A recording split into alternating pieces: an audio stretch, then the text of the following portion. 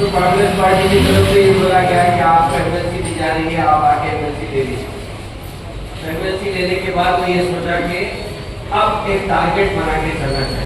ऐसे बच्चे इतने सारे पीछे हैं, मेरा इनसे जितना हो सके at present I am doing my best to educate and teach children. Thank you so much, जज़ाकल्लाह खैर।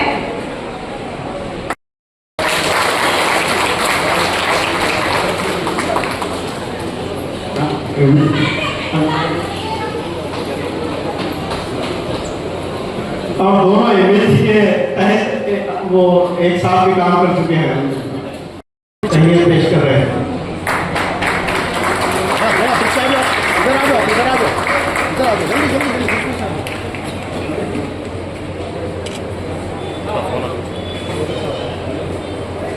जनाब हमारे खान साहब की तकरीर के लिए वहाँ किया जाएगा। इसके बाद हमें मिटाने की जिसमें तो वो ये भूल गया चिराग बुझते हैं फूकों से आफ्ताब नहीं। जनाब असलियत अफसर का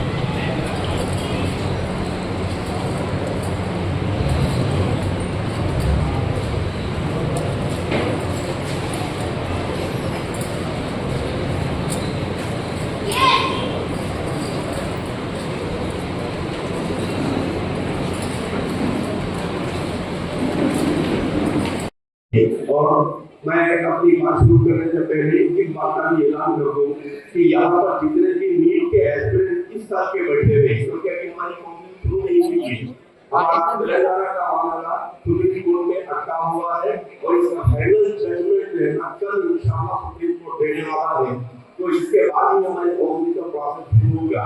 तो जाहिर है कि काउंसलिंग का जो सेशन होगा वो तकरीबन 3 से 4 घंटे का मेरा लेक्चर होता है। तो वो यहाँ पर जो हमारे बात नहीं कर सकता, क्योंकि इतने बहुत शक्तियाँ पेटियों के वक्त में दाया नहीं कर सकता।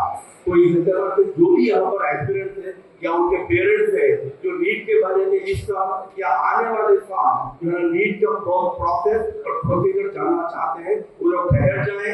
इंशाल्लाह इस प्रोग्राम के बाद इसी Dignitaries on the stage, parents and students. Assalamu alaikum and a very good morning to everyone. Rabbi zidni ilma, and I say my Lord, increase me in my knowledge. Surah Taha. Today I am here to speak about the subject, the foundation and education and its importance. I would like to quote an hadith of Prophet sallallahu alaihi wasallam, which says, "It is a duty of every Muslim, men and women, to acquire knowledge. Education is the seed that grows into knowledge, progress, which we need in today's world. Education is not about books, classroom, or marks. It leads to shaping a mind, building a character." What हमारे मुआशरे में एक चीज हमारे जहन में ये बैठी कि हमने कोई शायर से सुना कि जब कोई वकील वकालत पास कर लेता, वकील बन जाता, तो शैतान ये बोलता है कि मेरा साहब की औलाद हो। तो ये शायर का हाल है, ना इसकी बुनियाद, ना इसकी जड़, ना हमारे मजहब से कहीं से जो इसका ओरिजिन है, ना कहीं इसका जो है कोई दलील जो है ना हमारे मजहब से रिलेटेड है। और ये मुआशरे में भी जो है ये चीज एक मिसअंडरस्टैंडिंग है, ना तो कोई और चीज है। जब वजूहत पूछी गई कि जो है ना आप वकील क्यों नहीं बनना चाह रहे, तो पहला जुमला यह आता जो है भाई हम वकील बन गए तो हमको झूठ बोलना पड़ा, जो शरीयत में नहीं है। मुआशरे में जो है ना वकील बन जाओ तो जो है ना जुड़ बोलना पड़ता। तो मेरे लिए एक साहब से मुलाकात हुई, जैसे मैंने उनको बताया कि जब मैं वकील बन गया तो लगा वो चॉइस। मुसलमानों में जितने पसंदगी है, चाहे मैं समझता हूँ कोई मजहब में भी नहीं, मुसलमानों में पसंदगी जो बैकवर्ड जो है, एक जमाने में जिला के ऊपर दिलचस्पी देते देता आजकल देहातों में जिला करने वाले मुसलमान कौम में से कोई नहीं है।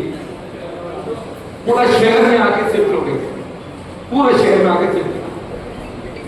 अब शहर में रोजगार पाना बोले तो पढ़े लिखे होना, अगर पढ़े लिखे काबिलियत बने तो नौकरी पा सकते, या नहीं तो डेली लेबर एम्प्लॉयमेंट, उससे ज्यादा कुछ नहीं है, उससे ज्यादा कुछ नहीं है।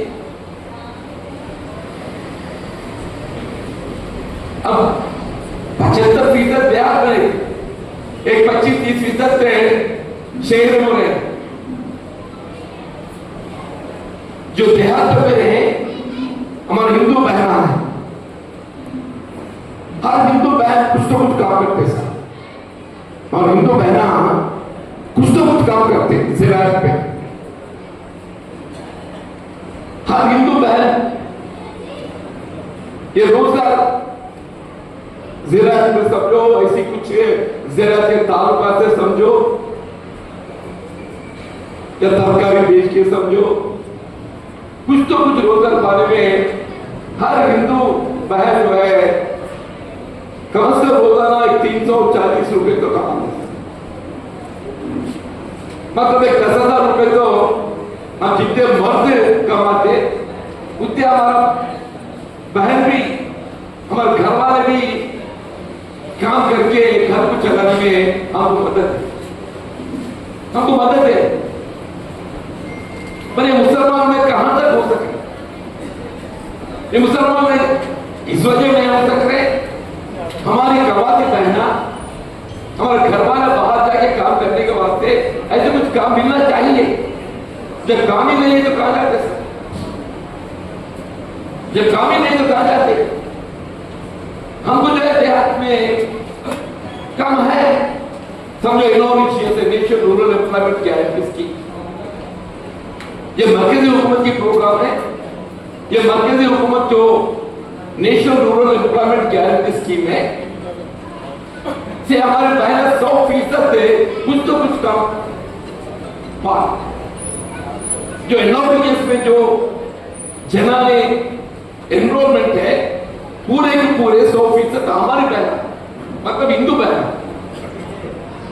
हमारे मुसलमान बहना उसमें हाथ नहीं ले सकते, हाथ नहीं ले सकते। इस वजह कि आप देहात में नहीं रहे, अब शहर में रहे। अब शहर में जो रहते उन लोग जो आते भी कुछ काम हुकूमत की तरफ से दिलवा मिलता है। अब नहीं मतलब कहां तक मैं बात कर सकता हूं नहीं, मगर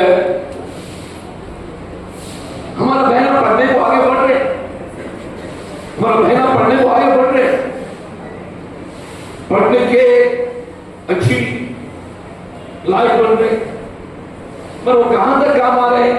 नौकरी के दाखिला लेने के वास्ते ही वो पढ़ाई का, अब हुकूमत की तरफ से नौकरियां कहां तक मिल जाए, या पर सब लोग चाहते हैं।